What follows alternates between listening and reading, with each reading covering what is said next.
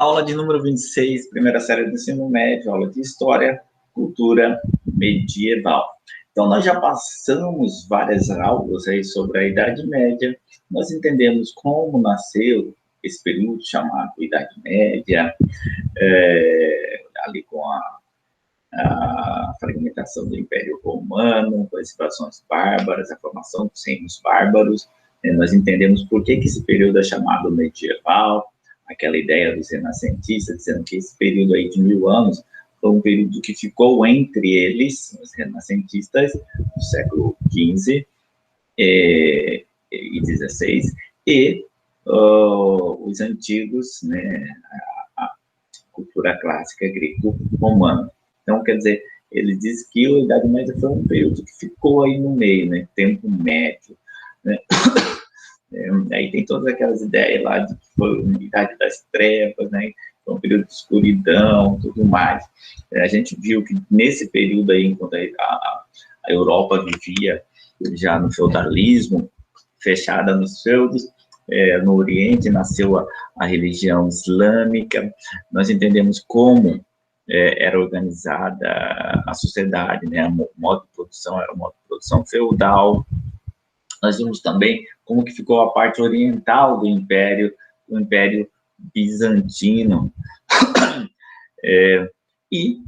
Né, acompanhamos como que foram as cruzadas e quais foram as consequências das cruzadas para a Europa medieval.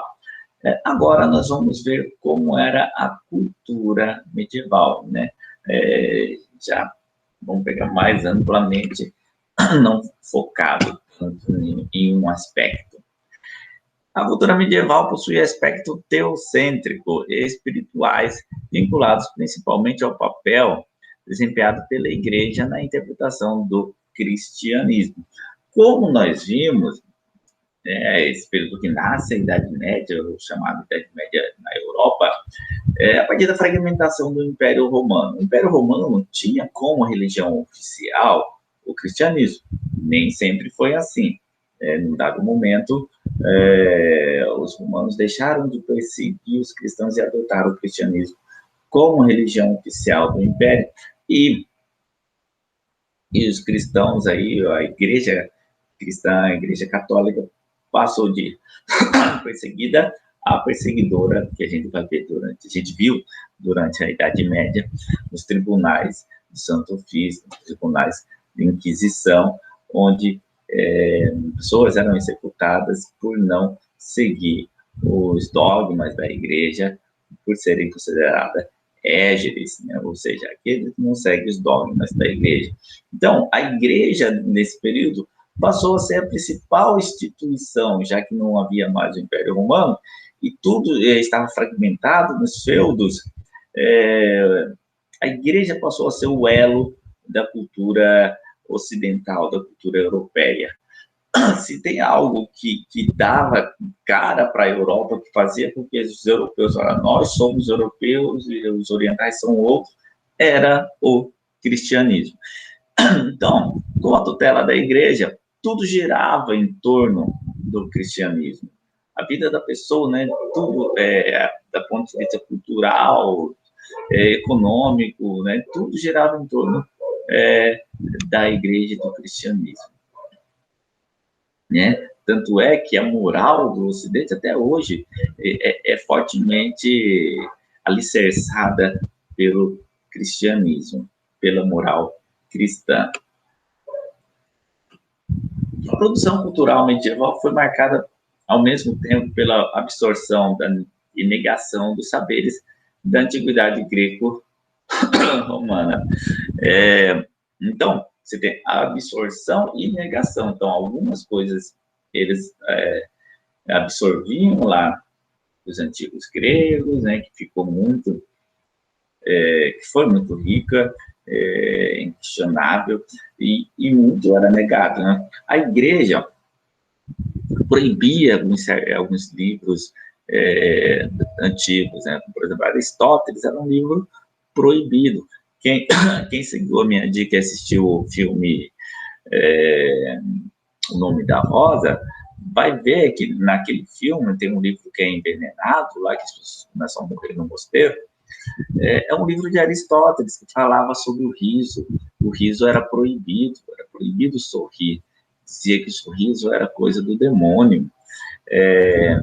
Então, esse filme mostra muito bem, né, como que havia uma negação de saberes aí da antiguidade clássica, mas não houve total negação, houve também a absorção de alguns saberes da antiguidade clássica. E uma coisa importante, a igreja, mesmo proibindo os livros antigos, ela preservou, né? Ela não destruiu todos, ela manteve bibliotecas e preservou muitos conhecimentos clássicos. Então, a gente deve à igreja nessa preservação. Ela podia destruir tudo, né? E hoje a gente está sem os conhecimentos clássicos que são tão importantes. Nesse filme que eu citei para vocês, mostra também o que a igreja fazia. Esse mosteiro era um mosteiro de monges copistas.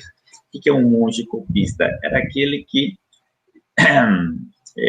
fazia cópias desse livro, né? Não havia a imprensa, então cada livro era copiado página por página, letra por um monge copista. Então, a igreja prestou esse serviço, né, na manutenção dos saberes clássicos. E quando o mosteiro é incendiado,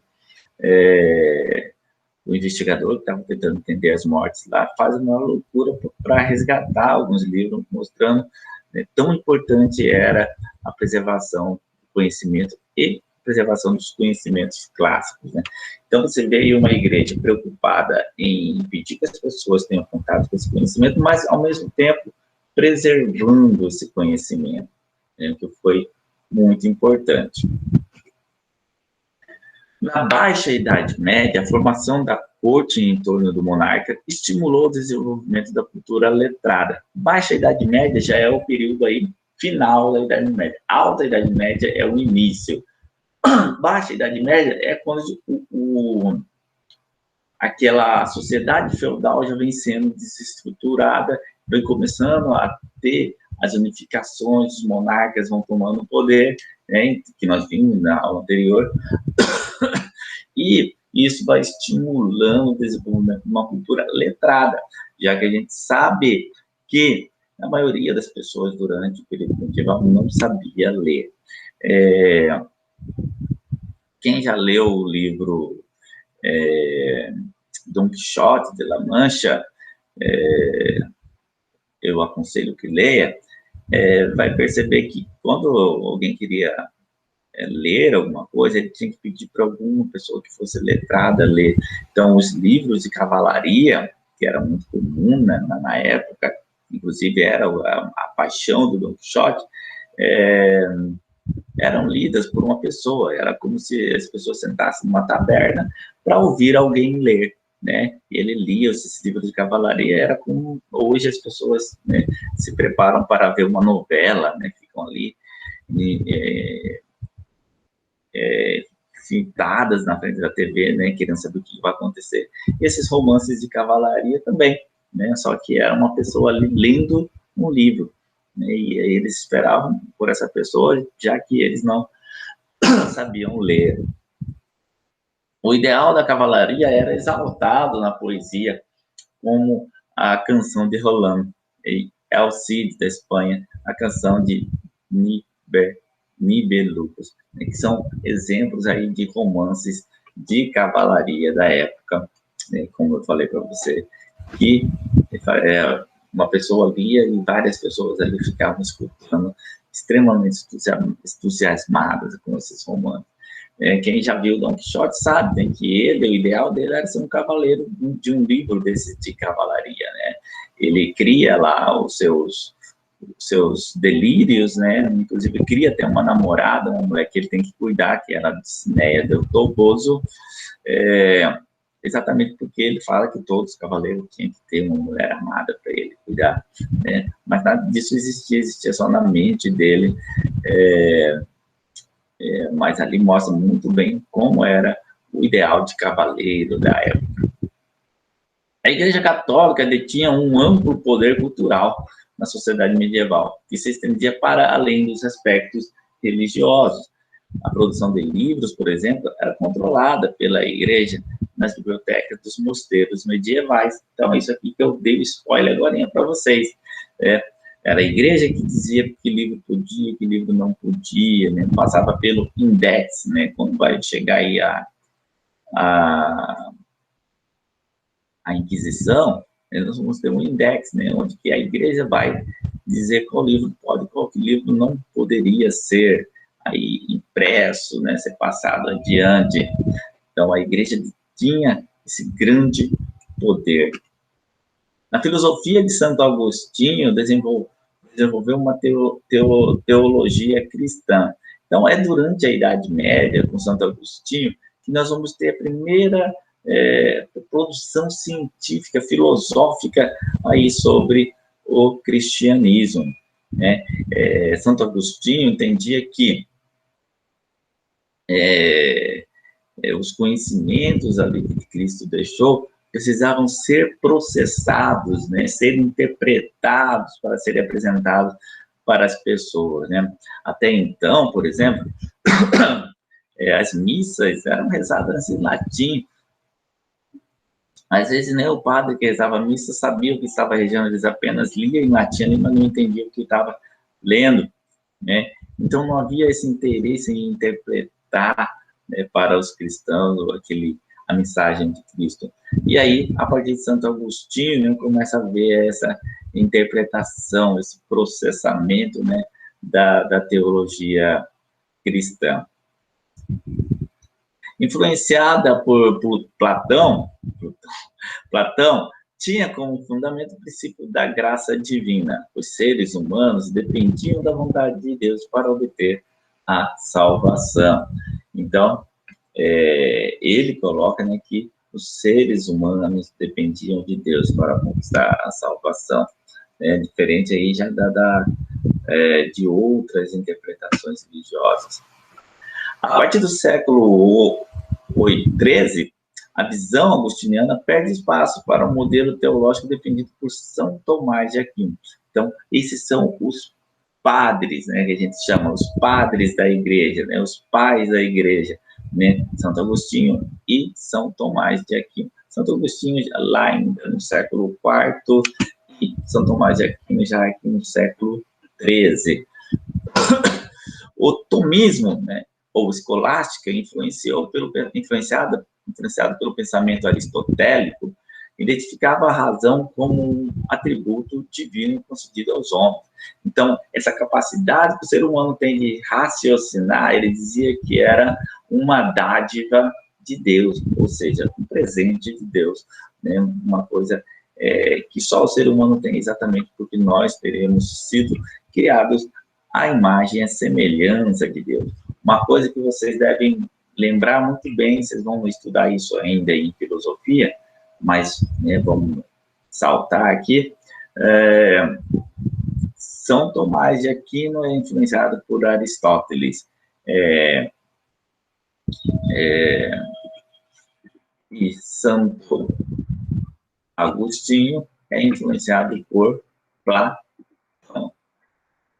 A humanidade teria o livre-arbítrio para discernir entre a virtude e o pecado, escolhendo aquele que o conduziria para Deus e a salvação. A gente vê a diferença, né? Agostinho dizia que a salvação vinha de Deus, né? Dependia da vontade de Deus. Aqui não. Aqui você já tem o livre-arbítrio, que é deixar que o homem, por essa capacidade que foi dada por Deus do raciocínio, escolher o seu caminho que conduz à salvação, ou não. O desenvolvimento urbano associado aos contatos com a cultura árabe, que nós vimos, né, nas aulas anteriores, os árabes entraram em contato com o mundo europeu, favoreceu os estudos da medicina, do direito, formação das primeiras universidades, baseadas no modelo escolástico, que é de São Tomás de Aquino.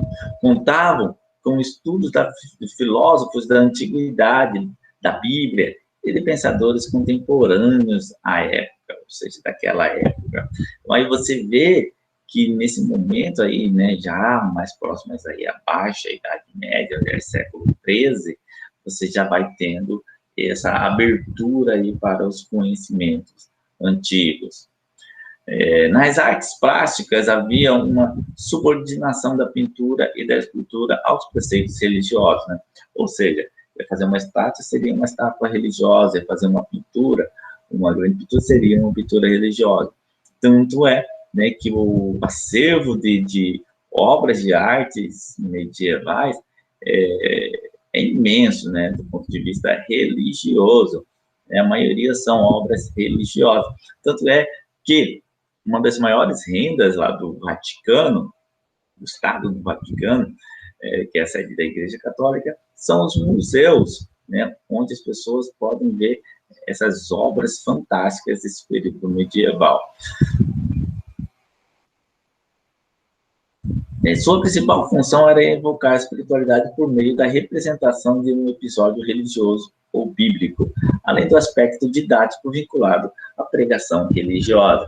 Então, aqui entra uma questão de debate que existe aí entre protestantes e católicos, né? Que eles dizem que os protestantes dizem que os católicos adoram a imagem. Talvez alguns até adorem, né? Mas por ignorância. Mas a ideia das imagens dentro da igreja católica era, como está escrito aqui, didático, pedagógico, né? Por quê? Porque nesse período muitas pessoas não sabiam ler. Então, através da imagem, eles ativavam a imaginação, ou seja, tinham alguma ideia de como aconteceu.